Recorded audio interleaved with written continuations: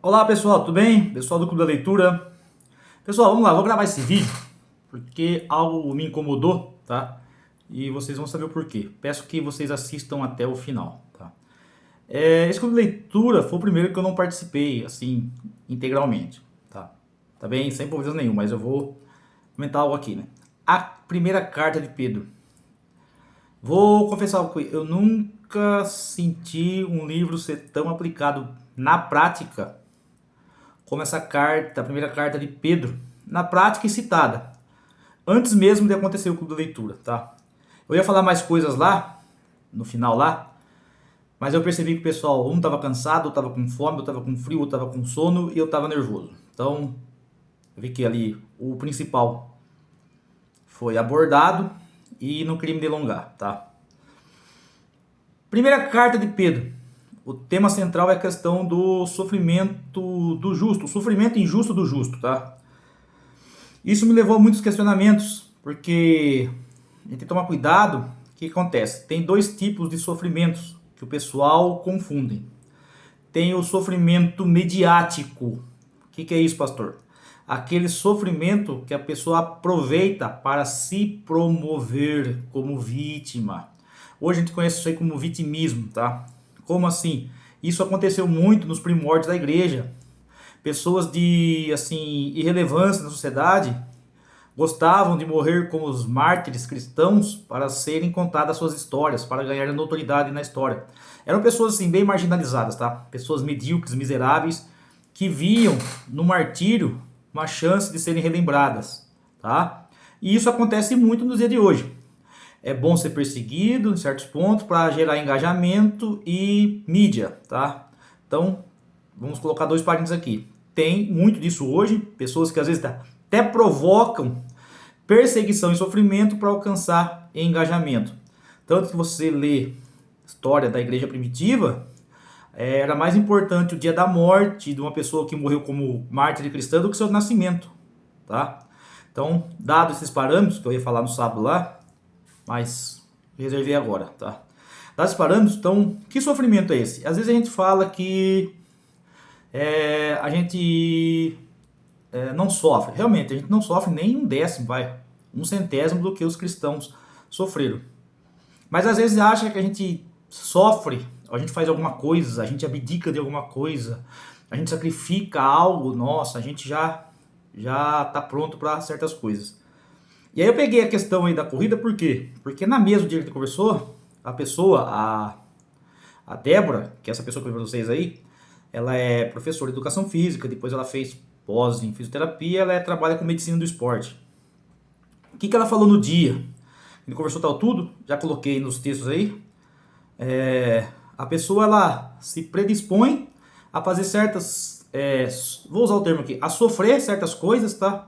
A pagar, a se sujeitar, a treinar, mas aí quando você vai fazer algo pela igreja, a pessoa não tem tempo, a pessoa está indisposta, a pessoa não pode, tá? E ela usou esse termo da corrida, ela falou, ó, eu vejo pessoas assim dispostas a fazer certos sacrifícios, tá? Engajamento para certas coisas, mas aí a obra de Deus é negligenciada. E ela citou, ela falou algo assim, ó, não, a gente, sabe o que a gente é, pastor? Tem um texto, ela falou assim, tem um texto na Bíblia que a gente deveria ser pedras vivas. Aí eu falei, não é possível, cara.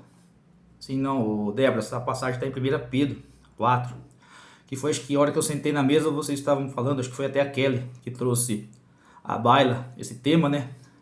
A gente tem que ser pedra viva, pastor, e a gente está sendo pedra que brilha.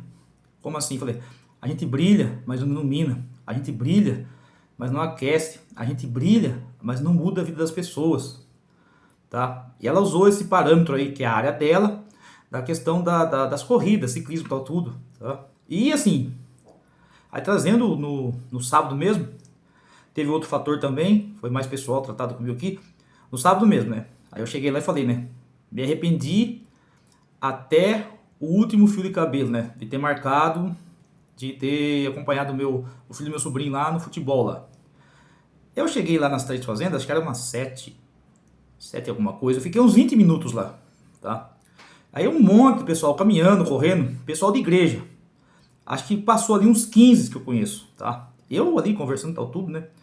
Beleza, né? Aí o Espírito Santo conversando, eu falei, nossa Deus, olha que beleza, né? O povo de Deus se cuidando, tal, tudo, né? Ele falou, não, é verdade, tá? Nossa, um frio desse, né? E tava frio mesmo, né? Por isso que eu falo que me arrependi de ter o último fio de cabelo, ter marcado.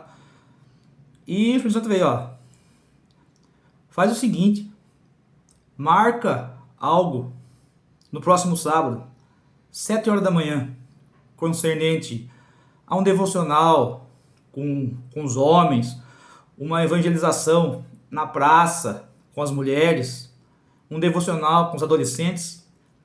Vê se esse povo vai. Marca, marca. Acordaram cedo, frio de lascar para vir correr. Experimenta marcar algo pro reino, para você ver o que acontece. Aí eu falei, ó, eu já sou o primeiro que já estou reclamando de ter acordado cedo, no dia da minha folga, tá? E aí, pessoal? A gente fala que a gente está disposto a sofrer pelo reino. Mas se for para mim acordar cedo, para fazer uma meditação, para ajudar um adolescente, para fazer uma obra, a gente não tá. E a gente não é nem de longe pedra viva. A gente tá mais morta do que um paralelepípedo, gelado e frio, tá? E realmente falei, e aí? A gente é pedra viva? Ou a gente só pedra só que brilha? Tá? Então, queria trazer essa reflexão. Eu ia falar isso aí lá no sábado, mas aí também, né, acho que foi trazido na mesa lá, essa questão da pedra viva, que a gente ouve, a gente estuda, a gente lê e fazer. E fazer. Algo me incomodou essa semana, da oração, tal, tudo. Talvez esse mês não. Eu tô falando que não, né? Mas aí acho que vou programar algo, começar a gerar alguns desafios para nós do Clube da Leitura. Porque a gente tá muito folgado. Pronto, falei. A gente chega lá, a gente senta, a gente aprende, discute, a gente se edifica um outro, graças a Deus por isso, mas acho que está na hora da gente começar a ampliar nossas tendas, tá? E assim, isso me incomodou muito. E outra coisa que aconteceu, acho que não sei quem falou também lá, né? Ah, porque me incomoda quando não é feito do meu jeito, tal, tudo. Aí sábado, ó, vou falar aqui, vou confessar, confessa os pecados. Por que você estava nervoso, pastor? Porque eu cheguei lá, na aula de batismo, falei aula de batismo, das 6h30 até as 7h30. Aí já teve cidadão que falou assim, pastor, eu só vou vir aqui 8 horas da noite. Aí você pensa como que eu fiquei, né? Falei, pô, das 6h30 até 7h30, eu vou perder pouca coisa do clube de leitura, dá pra ir. Pensa num nervoso que eu fiquei. Por quê? Porque eu planejei uma coisa para fazer outra, tudo certinho. O que aconteceu? O que eu planejei não aconteceu, o que eu queria fazer não pude fazer e fiquei nervoso pra caramba. Porém, o que aconteceu? Nessa meia hora que eu fiquei lá fazendo sala com a maioria dos adolescentes, foi mais proveitoso do que 1 hora de aula de batismo. Saiu do jeito que você queria? Não. Você gostou? Não. Ficou nervoso? Muito. Tava bravo? Pra caramba. Mas aí, foi feito à vontade de quem? A minha ou a de Deus? Tá? Então aí eu peguei esse negócio da corrida também porque foi uma coisa que mexeu muito comigo. E a própria Débora falou isso aí, tá? A hora que ela citou assim, não, pastor, a gente fala que a gente é pedra viva, mas na verdade a gente aprende só que brilha. Parado, a gente brilha, mas não ilumina, a gente brilha, mas não aquece. Eu acho que foi essa questão aí, e tá na hora de a gente começar a ser pedra viva. E ver uma confirmação parecida com a questão do corpo na pregação de ontem, tá, pessoal? Eu já ia fazer esse vídeo ontem, tá ok? Mas aí também foi de Deus que ontem, a hora que eu saí do culto, eu estava entrando em casa, encontrei com o pessoal aqui, chegando na esfirraria aqui.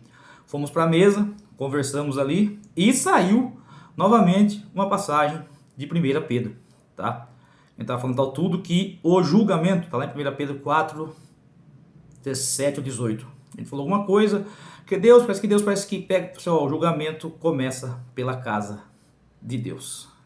É por isso que Jesus chegou e chutou tudo no templo. Então às vezes as coisas pesam para o nosso lado, porque sempre Deus vai começar o seu julgamento, a sua justiça pela casa dele. Ou seja, por nós. Amém, pessoal? Tá? Um vídeo aí de tempo médio. Agradeço por terem assistido até o final e se quiser, comenta aí, tá ok? Fica na paz e até mais.